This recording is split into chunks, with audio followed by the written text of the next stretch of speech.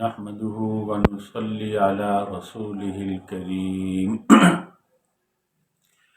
أما بعد فأعوذ بالله من الشيطان الرجيم بسم الله الرحمن الرحيم الذين استجابوا لله والرسول من بعد ما أصابهم القرح للذين أحسنوا منهم واتقوا أجر عظيم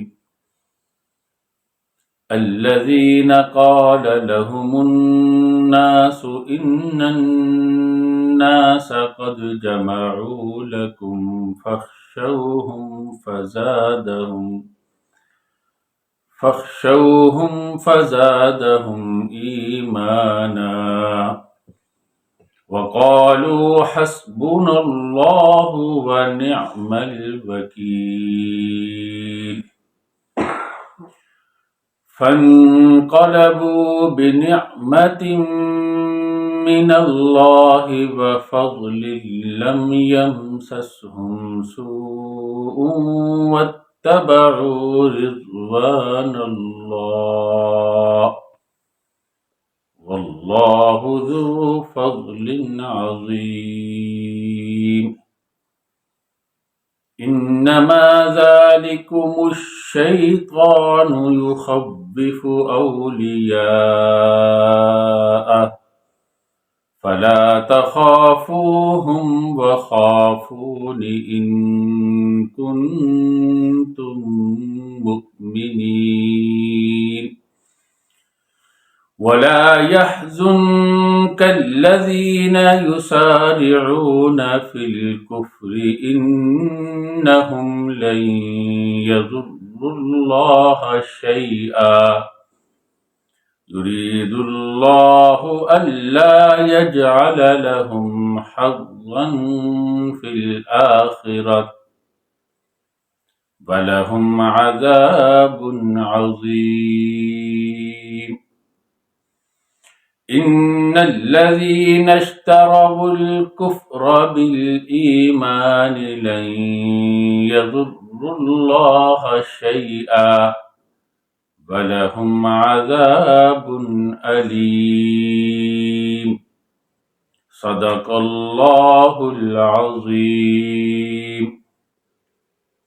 اللہ رب العزت نے ان آیت مبارکہ کے اندر صحابہ کرام رضوان اللہ تعالی علیہم اجمعین کی دو غزووں میں تعریف کی ہے۔ ایک غزوہ حمراء الاسد ہے، دوسرا غزوہ بدر صغریٰ ہے کہ صحابہ کرام رضوان اللہ تعالی علیہم اجمعین نے ان دو غزووں میں ایک میں جسم ساتھ نہیں دے رہے تھے، دوسرے میں دل ساتھ نہیں دے رہا تھا، پریشان تھا، پروپیگنڈا تھا کفار کا۔ انہوں نے نہ ان خیالات کی پرواہ کی، نہ اپنے جسم کے زخموں کی پرواہ کی۔ جہاد کرنے کے لیے جسم اور دل دو چیزیں ہوتی ہیں نا، دونوں اس پوزیشن میں نہیں تھے، مگر اللہ اور اس کے رسول صلی اللہ علیہ وسلم کا حکم تھا، انہوں نے لبیک کہا۔ یہ ہے صحابہ، اپنی جان، اپنا مال، اپنی عزت و آبرو، ہر چیز رسول اللہ صلی اللہ علیہ وسلم کے اشاروں پر قربان کرنے کو بڑی عظیم الشان سعادت سمجھتے تھے۔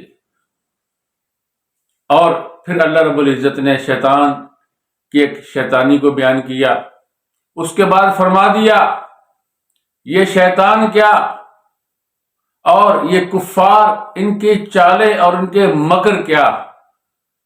اللہ رب العزت کے دوستوں کو یہ ذرہ بر بھی نقصان نہیں دے سکتے۔ اور اس کے بعد یہودیوں کی، اہل کتاب کی بری عادت کا بھی ذکر کیا کہ یہ لوگ جاننے کے باوجود، انہیں سب کچھ معلوم ہے، اس کے باوجود انہوں نے ہدایت پر، انہوں نے روشنائی پر، انہوں نے بھلائی پر برائی کو، اندھیرے کو، ظلمات کو ترجیح دے دی، صرف حسد اور عناد کی وجہ سے۔ تو اللہ رب العزت نے بھی ان کے لیے دردناک عذاب تیار کر رکھا ہے۔ اب آپ سمجھیے غزوہ حمراء الاسد کیا تھا؟ اس میں یہ تھا کہ کفار جب غزوہ احد سے واپس لوٹے اور مقام روحہ تک پہنچ گئے، ادھر صحابہ کرام رضوان اللہ تعالی علیہم اجمعین ہفتے کے دن 15 تاریخ کو جب غزوہ احد سے واپس لوٹے، رات کو حضور صلی اللہ علیہ وسلم کے مبارک حجرے کا خزرج اور اوس کے سردار پہرا دیتے رہے، اس لیے کہ دشمنوں کا خطرہ تھا کہ دوبارہ نہ حملہ کر دیں لوٹ کر۔ صبح 16 تاریخ کو رسول اللہ صلی اللہ علیہ وسلم جب نماز کے لیے آئے، ایک مزنی آدمی نے آپ صلی اللہ علیہ وسلم کو اطلاع دی کہ ابو سفیان دوبارہ حملہ کرنے کے لیے تیار ہے، اور وہ سوچ رہا ہے کہ مسلمانوں کے سردار تو مارے گئے، اب جو ان کے کمزور لوگ رہ گئے ہیں، اور اسی طرح رسول اللہ صلی اللہ علیہ وسلم، ہم ان کو قتل کر کے مسلمانوں کی طرف سے بالکل بے فکر ہو جائے، یعنی ان کی جڑ ہی اکھیڑ دیں، ختم کر دیں، معاملے ختم کر دیں۔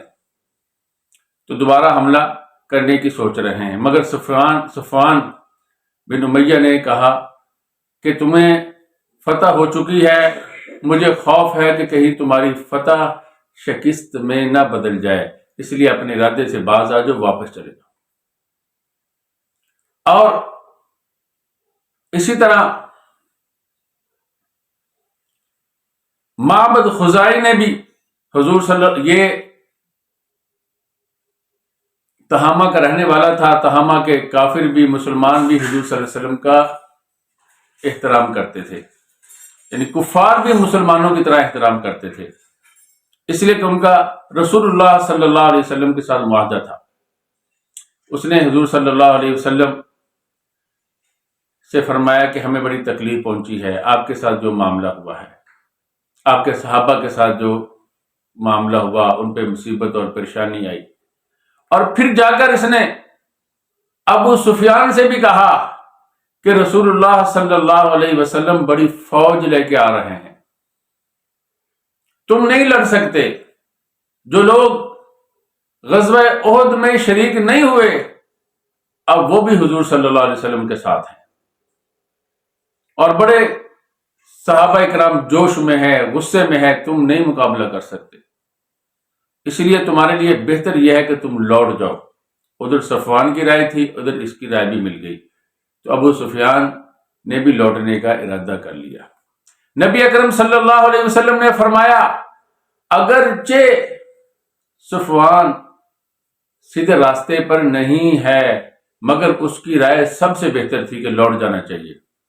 اگر یہ نہ لوٹتے تو اللہ رب العزت کی طرف سے وہ پتھر جو ان پہ برسنے تھے وہ بھی نامزد ہو چکے تھے، اور اگر یہ لڑنے کے لیے آ جاتے تو یہ گزرے ہوئے دنوں کی طرح ہمیشہ ہمیشہ کے لیے ختم ہو جاتے۔ رسول اللہ صلی اللہ علیہ وسلم نے حضرت ابوبکر صدیق رضی اللہ تعالیٰ عنہ سے مشورہ کیا، حضرت فاروق اعظم رضی اللہ تعالیٰ عنہ سے مشورہ کیا، انہوں نے فرمایا اللہ کے رسول صلی اللہ علیہ وسلم ہمیں جانا چاہیے، تاکہ کہیں ایسا نہ ہو کہ یہ ہمارے بچوں پر، ہماری عورتوں میں دلیر ہو جائیں۔ رسول اللہ صلی اللہ علیہ وسلم نے بھی اعلان کروا دیا کہ نکلو ان کے تعاقب کے لیے، مگر وہی جائیں جو کل احد کے اندر ہمارے ساتھ شریک تھے۔ تو جو نہیں شریک تھے، رسول اللہ صلی اللہ علیہ وسلم نے کسی کو بھی ساتھ نہیں لیا۔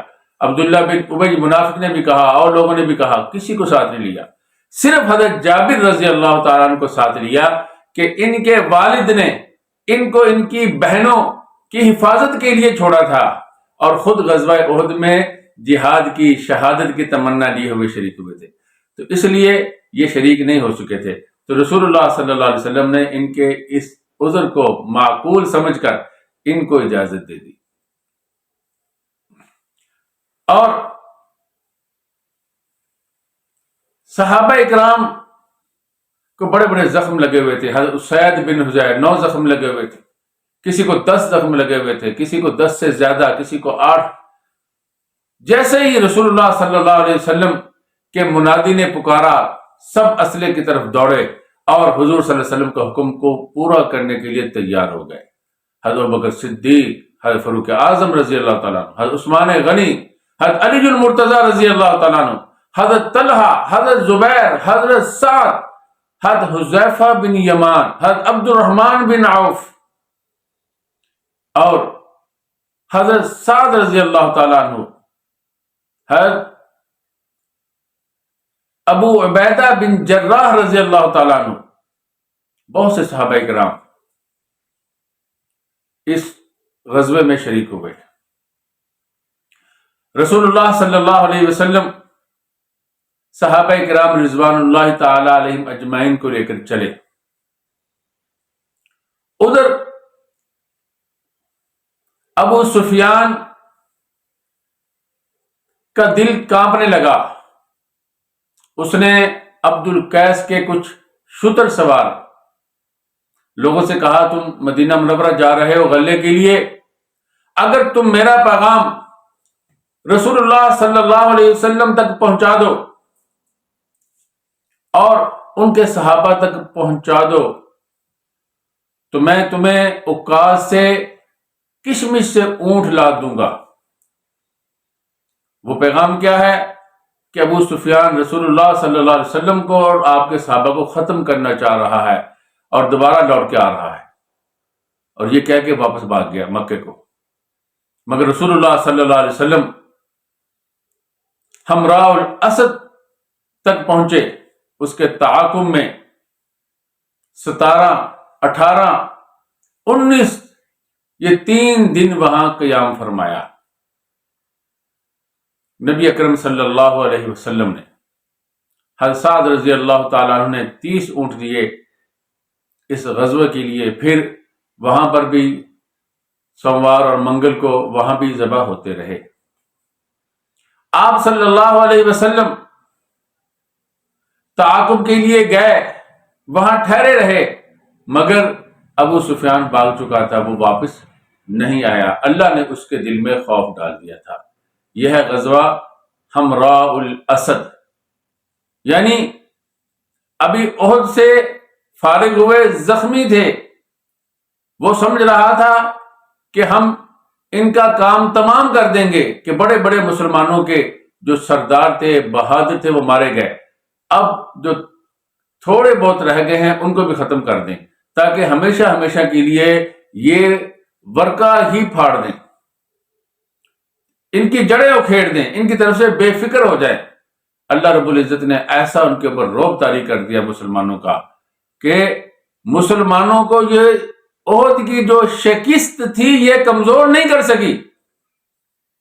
وہ سمجھتے تھے یہ اللہ کی طرف سے ہے۔ پھر اسی طرح اللہ اور اس کے رسول صلی اللہ علیہ وسلم کے حکم کے ساتھ کھڑے ہو گئے، تو اللہ رب العزت نے بغیر لڑائی کے مسلمانوں کا رعب ان کے اوپر طاری کر دیا، اور مسلمان جس طرح گئے تھے اسی طرح خیر و عافیت سلامتی کے ساتھ واپس آئے۔ دوسرا غزوہ جو ہے وہ غزوہ بدر صغریٰ کے نام سے موسوم ہے۔ کہ ابو سفیان جب غزوہ احد سے لوٹا تھا تو کہنے لگا تھا کہ آئندہ سال اگر آپ کو منظور ہو تو ہم پھر لڑیں گے بدر صغریٰ کے مقام پر۔ حضور صلی اللہ علیہ وسلم نے اس کو منظور کر لیا تھا، تو ابو سفیان بھی 1 سال بعد مکہ سے چلا اور مر الزہران پر پڑاؤ کیا، مگر اندر سے ڈرا ہوا تھا۔ ادھر رسول اللہ صلی اللہ علیہ وسلم نے بھی صحابہ کرام سے مشورہ کیا۔ ابو سفیان نے ایک چال چلی تھی، نعیم بن مسعود اشجعی کو اونٹوں کا لالچ دیا، سہیل کو بیچ میں ضامن ٹھہرایا اور 10 اونٹ اس کو دے دیے کہ اگر تم جا کر رسول اللہ صلی اللہ علیہ وسلم کے صحابہ کو روک دو گے، لڑنے کو تو اس کا دل نہیں چاہ رہا تھا، ڈرا ہوا تھا اندر سے، یہ چاہ رہا تھا کہ رسول اللہ صلی اللہ علیہ وسلم خود ہی پیچھے ہٹ جائیں اور یہ الزام رسول اللہ صلی اللہ علیہ وسلم پہ جائے کہ وہ جہاد سے بھاگ گئے ہیں، اس پر نہ آئے۔ اس لیے اس نے اس آرمی کو تیار کیا۔ یہ مدینہ منورہ پہنچا، جا کر رسول اللہ صلی اللہ علیہ وسلم کے صحابہ سے کہنے لگا تم کس چیز کی تیاری کر رہے ہو؟ انہوں نے کہا جی جہاد کے لیے۔ انہوں نے کہا وہ ان سے تم کیا لڑو گے، وہ تو تمہارے گھر میں آ کر، مدینہ منورہ میں آ کر، جبل احد کے پاس آ کر انہوں نے تمہیں اتنا مارا، تم میں سے صرف وہی بچ سکے جو بھاگے۔ تو اگر تم نکل کے وہاں جاؤ گے تو تم میں سے کوئی بھی نہیں بچ سکے گا۔ تو کچھ لوگوں کے دل میں یہ خوف بیٹھ گیا۔ رسول اللہ صلی اللہ علیہ وسلم نے حضرت ابوبکر صدیق، حضرت فاروق اعظم رضی اللہ تعالیٰ عنہ سے مشورہ کیا۔ انہوں نے فرمایا اللہ کے رسول صلی اللہ علیہ وسلم، اللہ اپنے دین کو غالب کرے گا، وہ اس کا حامی اور ناصر ہے، ہمیں ضرور وعدہ کے مطابق جانا چاہیے۔ چنانچہ رسول اللہ صلی اللہ علیہ وسلم نے فرمایا اگر کوئی بھی نہیں جائے گا میں اکیلا بھی جاؤں گا۔ رسول اللہ صلی اللہ علیہ وسلم نے اعلان کروایا، صحابہ کرام ساتھ تیار ہوئے، آپ صلی اللہ علیہ وسلم وہاں تشریف لے گئے اور یہ بھاگ گیا، یہ نہیں پھر آیا۔ صحابہ کرام نے وہاں، چونکہ ذی قعدہ کی یکم سے لے کر 8 تک بازار بھی لگتا ہے، صحابہ کرام نے وہاں کاروبار بھی کیا، نفع بھی کمایا اور محفوظ بھی رہے، کوئی جانی مالی نقصان بھی نہیں ہوا، دشمن کے اوپر رعب بھی طاری ہو گیا۔ یعنی اس کے باوجود کہ نعیم نے ڈرایا تھا کہ وہاں اس کے پاس بڑا لشکر ہے، وہ 2500 کے قریب لوگ لے کر وہاں پہنچ رہا ہے، بڑا لشکر ہے اس کے پاس، یہ ہے فلاں ہے، مگر صحابہ کرام رضوان اللہ تعالیٰ علیہ اجمعین نے اس کی بات کی پرواہ نہیں کی، اللہ پہ اعتماد تھا۔ حالانکہ احد کی جو شکست تھی اس کی وجہ سے دل میں ایک خوف طاری ہو جاتا ہے، جس طرح نعیم بن مسعود اشجعی نے طاری کرنے کی کوشش کی، مگر انہوں نے اللہ اور اس کے رسول صلی اللہ علیہ وسلم کا ساتھ دیا، اس خوف کو جھٹک دیا۔ اللہ رب العزت نے صحابہ کرام کی تعریف کی ہے ان دونوں غزووں میں۔ اور صحابہ کرام کو جب کہا گیا کہ لوگ تو بڑے جمع ہو گئے ہیں، ابو سفیان بڑا لشکر لے کے آ گیا، صحابہ نے کہا حسبنا اللہ و نعم الوکیل، اللہ ہمیں کافی ہے، ہم اللہ پہ اعتماد کرتے ہیں، اللہ پہ بھروسہ کرتے ہیں۔ الوکیل، ہم اپنا کام اللہ کے سپرد کرتے ہیں، بھروسہ بھی اس پر کرتے ہیں، اپنے امور بھی اس کے سپرد کرتے ہیں۔ تو اللہ رب العزت نے صحابہ کرام کی تعریف کی۔ اب ہم ترجمہ دیکھتے ہیں۔ اللہ رب العزت فرماتے ہیں الذین استجابوا للہ والرسول، وہ لوگ جنہوں نے جواب دیا، جنہوں نے لبیک کہا اللہ اور اس کے رسول صلی اللہ علیہ وسلم کی پکار پر۔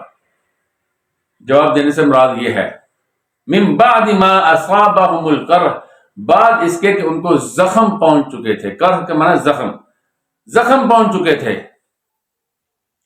للذین احسنوا منہم واتقوا اجر عظیم، ان لوگوں کے لیے جنہوں نے نیک عمل کیے ان میں سے اور اللہ سے ڈرے، بڑا اجر ہے، اجر عظیم ہے۔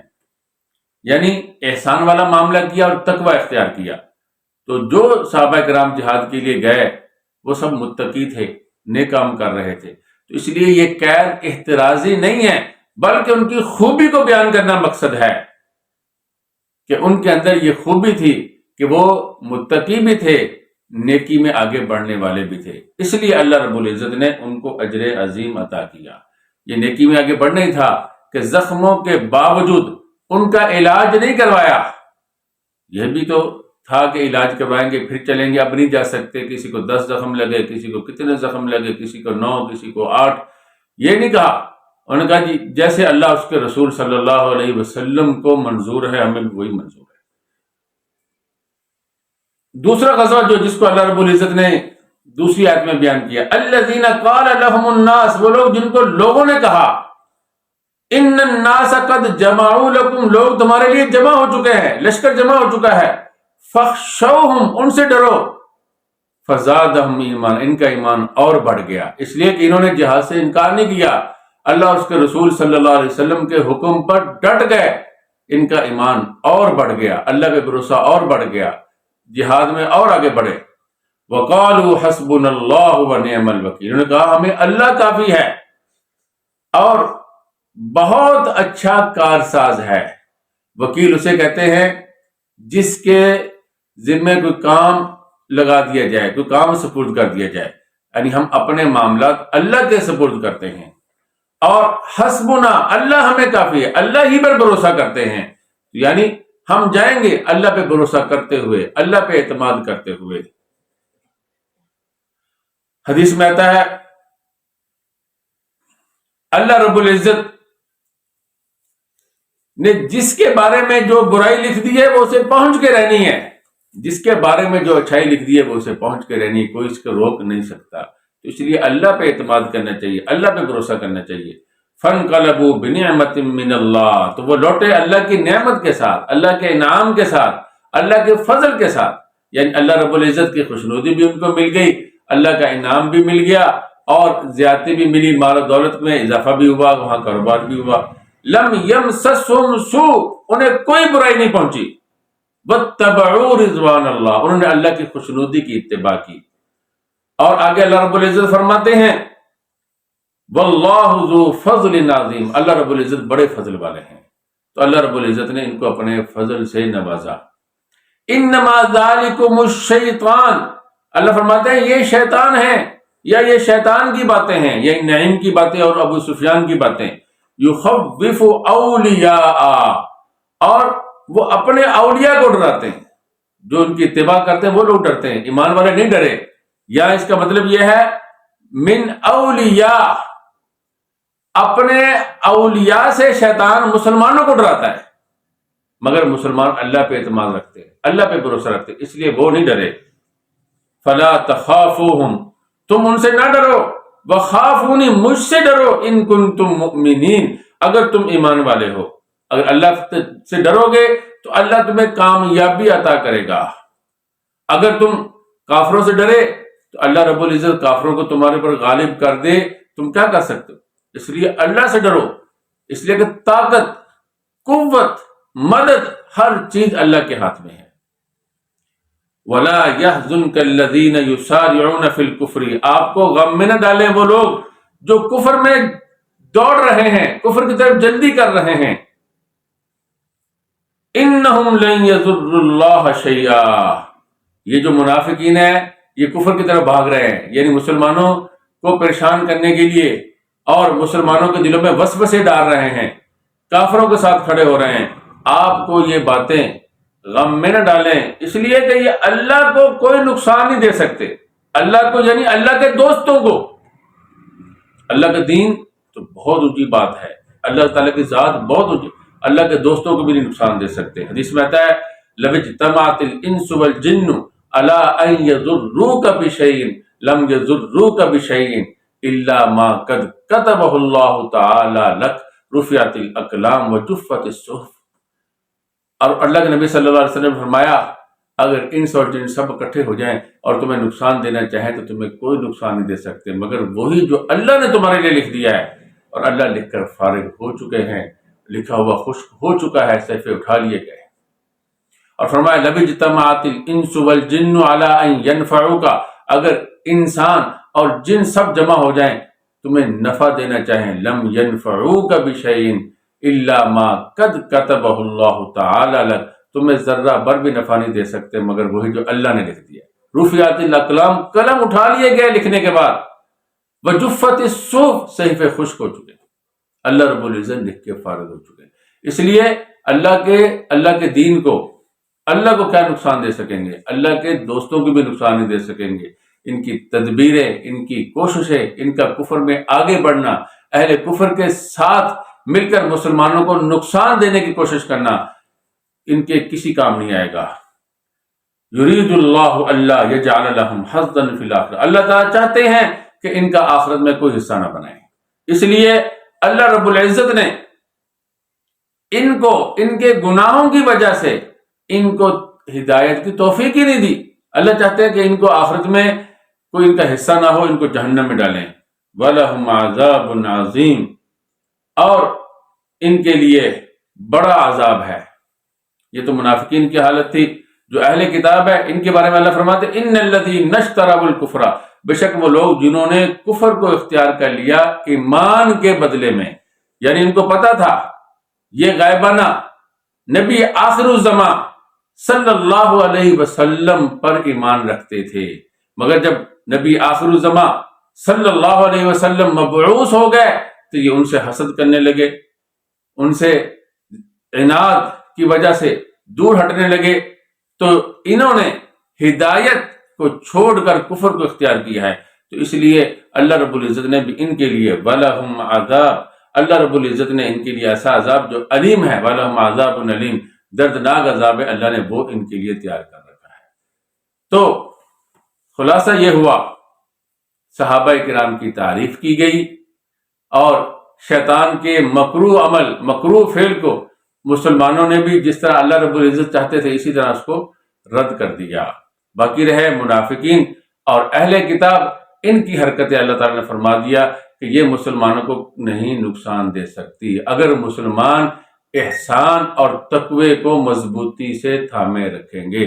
آج بھی اہل بدعت کے شور شرابے کو، اہل کفر کی للکاروں اور یلغاروں سے دبنا نہیں چاہیے، غمگین نہیں ہونا چاہیے۔ اگر ہم سیدھے راستے پر ہیں، ہم نے احسان اور تقوی کو تھاما ہوا ہے، تو کفر خود اپنی موت مر جائے گا، بدعت اپنی موت خود مر جائیں گی، اور جتنی بھی شیطانیت ہے ساری کی ساری ختم ہو جائے گی۔ مگر شرط یہ، اگر یہ نہیں ہے تو پھر ہمیں ضرور پریشانی ہو سکتی ہے۔ اس لیے دعا کیجئے اللہ رب العزت ہمیں احسان اور تقوی کو لازم پکڑنے کی توفیق عطا فرمائے۔ وآخر دعوانا ان الحمد للہ رب العالمین۔